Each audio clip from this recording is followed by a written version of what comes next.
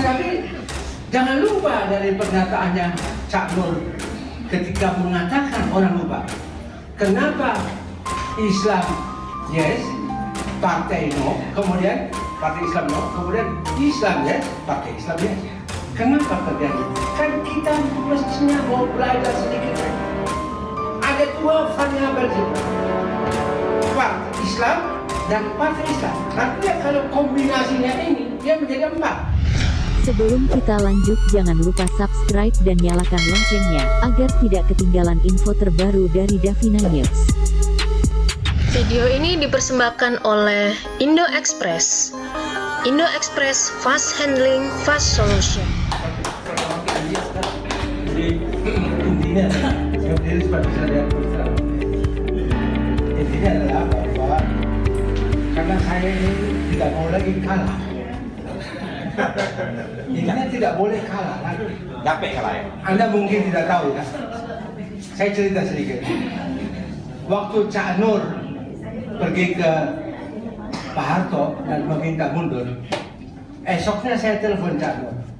Cak Nur mengatakan, Sayuti, di rumah saya sekarang banyak wartawan asing dan saya tidak mau bertemu dengan mereka. Saya mau berikan hadiah kepada Anda. Hadiah itu adalah saya hanya ketemu wartawan asing ini setelah Anda datang ke rumah dan saya bertemu dengan Anda. Sesudah itu baru saya bertemu dengan mereka. Kenapa saya berikan hadiah? Karena Anda yang mendorong saya. You are the focus of the history dari perspektifnya Nur, karena mendorong saya ketemu Pak Harto pada waktu dan meminta supaya mundur. You have to say something to Pak Harto. Itulah permintaan saya dalam acara seperti ini di hotel sebelahnya HI, dulu tempat sering kita kumpul. Jadi saya ikuti. Pada waktu Gus Dur terpilih, saya orang pertama yang ke tempatnya Gus Dur dengan Alila Hamid. Kenapa? Karena malam sebelum Cak Gus Dur itu dicalonkan, saya ditelepon oleh Insinyur Ila Hamid mengatakan, Sayuti, tolong hubungi para ulama, para kiai, para habaib, tanyakan kepada mereka bagaimana hukumnya orang yang buta bisa menjadi presiden. Saya malam itu terus terang, saya tidak bisa tidur. Kalau Anda jawab bahwa tidak dibolehkan, maka formulir pencalonan Gus Dur saya tidak masukkan karena di tangan saya. Jadi setelah itu saya lewat telepon saya tanya beberapa ustaz dan habib. Tapi saya tahu jawabannya bahwa dalam Islam selalu ada jawaban, baik untuk darurat maupun dalam keadaan situasi. Jadi selalu ada jawaban. Tapi satu hal yang saya pikirkan, ini perlu, satu hal yang saya pikirkan bahwa jawaban saya kalau salah itu bisa membuat hubungan antara NU dan Muhammadiyah itu tidak bagus. Jadi saya tetap menjawab bahwa itu dibolehkan.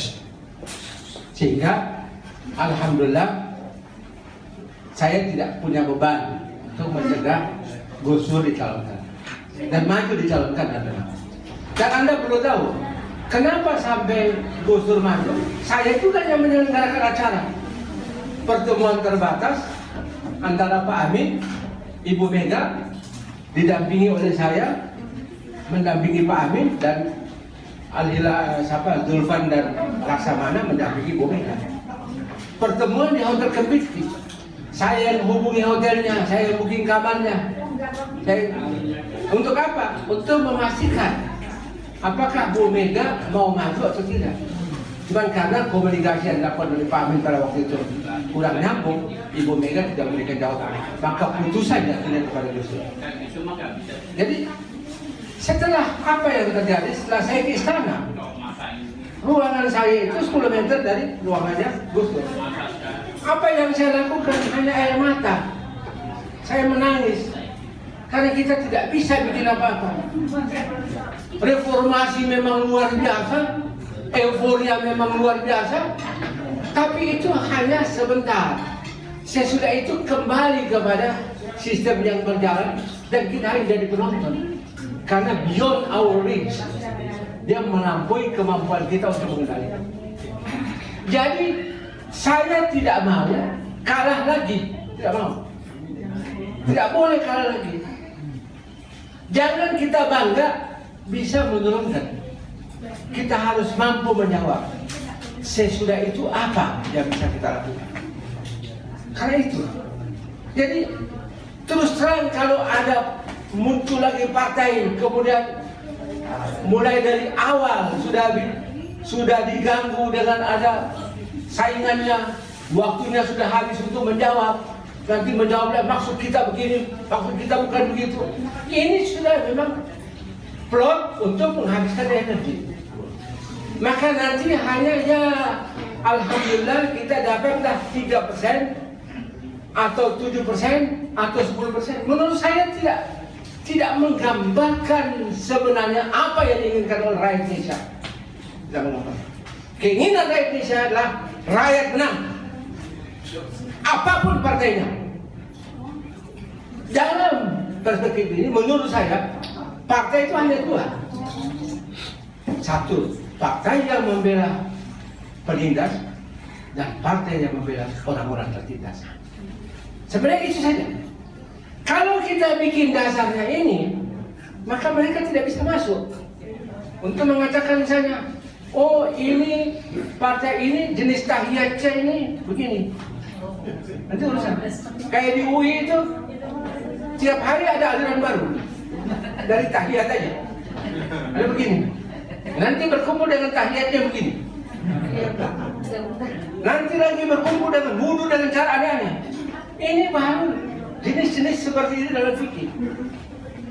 Anda tahu nggak? Pada masa Abbasiyah itu ada kelompok Islam sifat 20 berperang dengan kelompok Islam sifat 99. Sifat. Hanya pilkada di masa Abbasiyah itu pilkada calon gubernur mewakili sifat 20 melawan yang sifat 99. Orang tidak bicara lagi sifat 20 ini mewakili penindas atau tertindas, tidak lagi. Tapi urusan sudah menjadi kelompok. Nah, Pak saya mau batasi sedikit, tapi ini memang acara penting. Maka mohon izin saya jawab pertanyaannya Pak Ahmad Yani. Saya tidak berat dan juga sekaligus dengan Pak Masri sedang. Go ahead. Cuman jangan lupa Pak Masri, Anda masih mencari jawab dari rujukan Quran soal kenapa sampai kita harus dianggap memiliki mandat.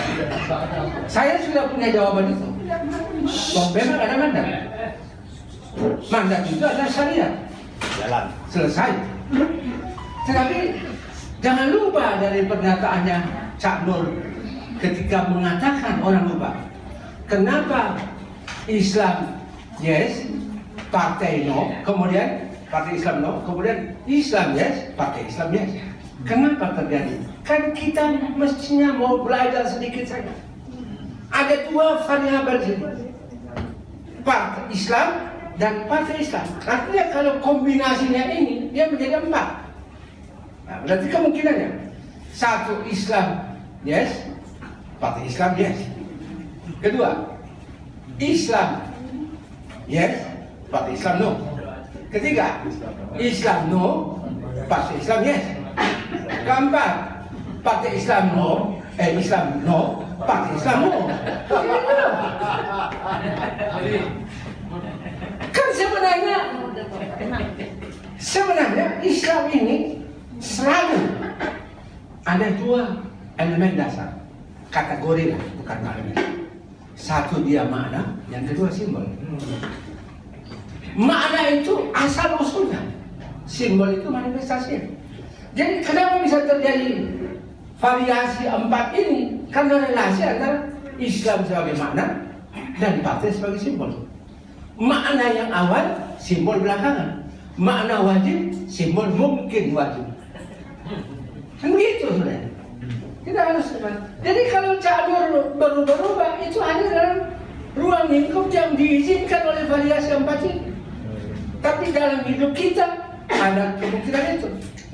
Ketika kita mengatakan Islam yes, kan tidak ada yang bertanya, apakah pada waktu itu, pada waktu kita mengatakan partai Islam yes, apakah kita Islam yes?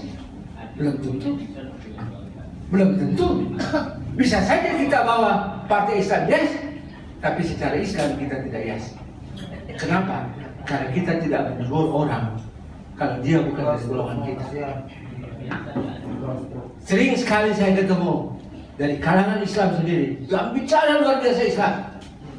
Begitu habis salaman, dia pergi ke tempat lain, dibilang sama dia, yang kamu salami itu orang PKS.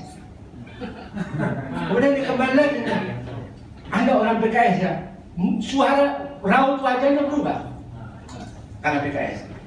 Jadi di antara saja kita bicara tentang para Islam yes, tapi Islamnya belum tentu yes. Jadi jangan kita menganggap tuan-tuan, bapak-bapak, ibu-ibu, saudara sekalian, sedang hati-hati dengan Islam. Nah, hanya bilang gitu. Kita harus yakin betul bahwa ketika kita mengatakan, Pak, Yani mengatakan amar ma'ruf nahi mungkar, oke. Tapi apakah sebenarnya amar ma'ruf nahi mungkar? Kenalilah kebaikan yang telah kalian sepakati itu, maksudnya amar ma'ruf. Maka setelah itu kalian tolak semua yang mengingkari kebenaran yang telah kalian kenali dan sepakati. Sebenarnya itu. Jadi harus dimulai dengan pengenalan dulu terhadap kebenaran dan kebaikan sebelum kita bicara tentang mari kita tolak semua kemungkaran di negeri ini. Terima kasih. Wassalamualaikum. Demikianlah saudara-saudari, pada akhirnya acara ini berakhir juga karena waktu dua yang belum bisa hentikan. Wabillahi taufiq wal hidayah. Wassalamualaikum warahmatullahi wabarakatuh.